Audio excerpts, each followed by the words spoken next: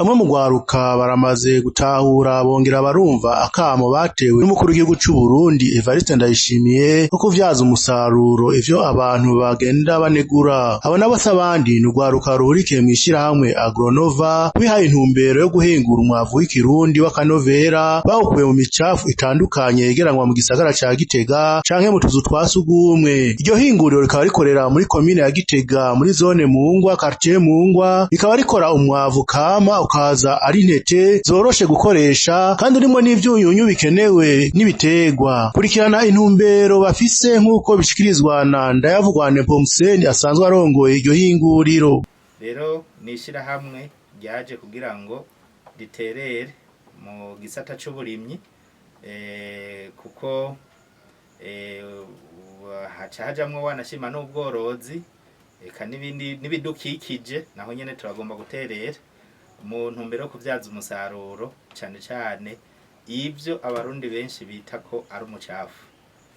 Rero iciyumviro caje kuva aho tugiye twumvira nyene icubahiro umukuru w'igihugu avuga ati ugwaruka aruhimiriza kurondera ico gukora kugira ngo gwihangira imirimo go nyene rutarinze kurindira ubuzi bohabwa n'abandi, na cyane cyane agatanga akarorero avuga ati hariho abatazi yuko bagenda bahonyora ku mafaranga.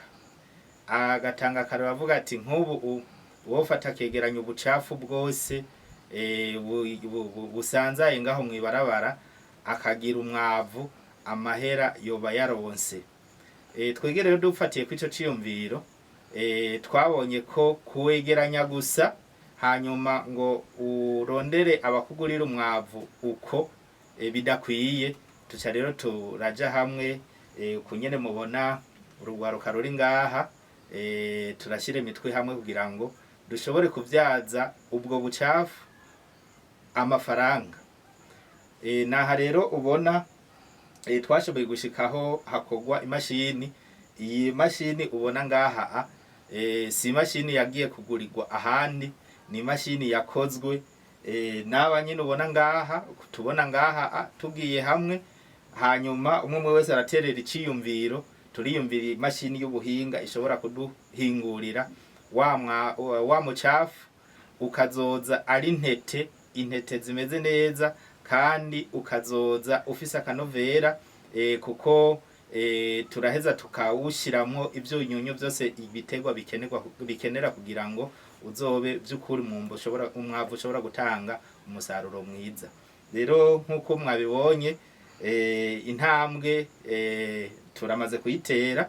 Uyu mwavu mubona ngaha turiko turahingura n'umwavu uva mu bicafu bijya byo mu gisagara ubona biba birunze ahantu hatandukanye. Hajya mu gisagara ujya mu cafu mubona barunda, twege turagenda tukegeranya n'umwavu kandi tugenda tukegeranya ujya mu cafu uva mu buzu bw'ubwiherero mu gisagara. Murabona ngaha muri komine Gitega yuko hariho uburyo baheza bakavidura bijya binogo bakagenda gusuka aho vyagenewe. Kumbure hariho abatazi yuko bijya bishobora gufasha kugira ngo turonke umwavu mwiza. Turaheza kandi nk'uyu mwavu wacu kugira ngo tuwongere akanovera kandi twongere duhe agaciro dufatiye kwihimiriza nyene icubahiro umukuru w'igihugu yamarika arashikiza ati tworora inkwavu buri kintu cyose kizivako kirashobora gutanga umusaruro kigatanga amafaranga. Twebwe rero ngaha n'amaganga y'inkwavu turaheza tukayakoresha.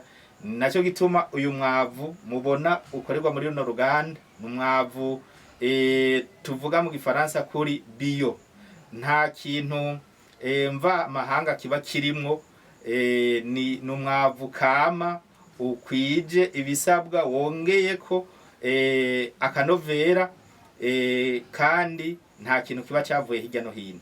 Twebwe turafise n'ubundi buhinga bwo gushobora guhingura umwavu dukoresheje ivyatsi nyene. Hari ivyatsi kama biba birimwo muri kamere kavyo umwavu ahantu uvuga nk'ivyatsi bita mukobwa ndagowe n'ibindi byo byose turaheza tukavyikora kugira ngo turonke umwavu mwiza. Uyu mwavu rero uwukoresheje wese ntashobora kubura umwimbu muti kubera iki n'umwavu muri wo urimwo novuga nti akanovera n'imiti ishobora kurinda igiterwa mu kuzimu kuko ku buhinga tuwukoramwo turaheza dukoresheje ibiterwa kama tugashiramwo ibishobora gutuma igiterwa kidashobora gufatwa na burya bukoko butera ibiterwa cyane cyane buciye mu mizi.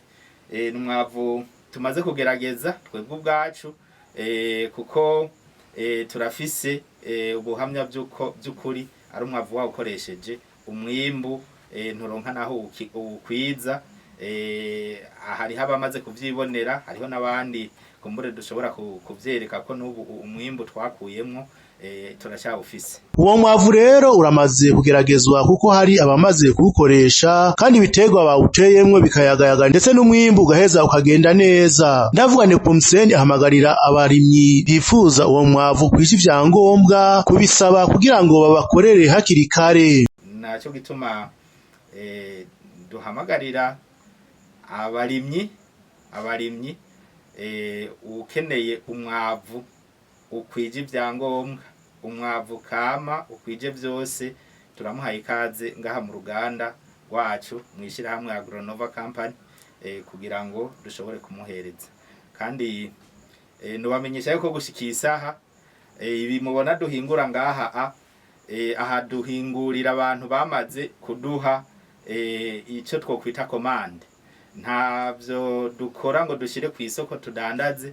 Mwese murazi yuko mu Burundi ibice 90 birenga kwijana arabarimyi kandi turabona neza yuko biriko biragenda neza. Nuko rero uruganda mubona twagendeye nivyo rukora. Ndavuga Nepomuscène akavuga ko mu minsi iri imbere bafise umugambi wo guhingura imiti kama kugira ngo abarimyi bazoshobore gupompa ibiterwa vyabo batikeka ingaruka mbi. Kubwiwe rero ngo barifuza kwagura uruganda ariko ngo ntibaragera kuri urwo rugero. Ubu ngo barashobora guhingura itoni ku munsi iyo bafise ivyangombwa vyose bikenewe. Ego murakoze kubo babifuza kuturondera hariho inimero bashobora kuturonderako novuga nk'inimero bashobora kuronderako kuri WhatsApp kubera ubu buhinga bwateye imbere ari nabwo buhinga bworoshe kuronderako umuntu kubazikoresha.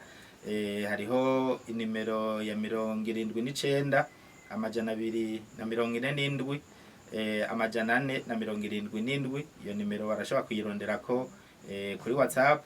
Barashobora kandi kurondera ku nimero isanzwe ya limitere ku nimero 69 107 amajana 874 n'izindi. Barashobora kandi kuja no ku rubuga rwa Facebook bakandikamwo Agronova Company bazoca babona ivyo dukora ducisha kugo rubuga naho bashobora kudusanga byose biriko nuko niko bashobora kudutora.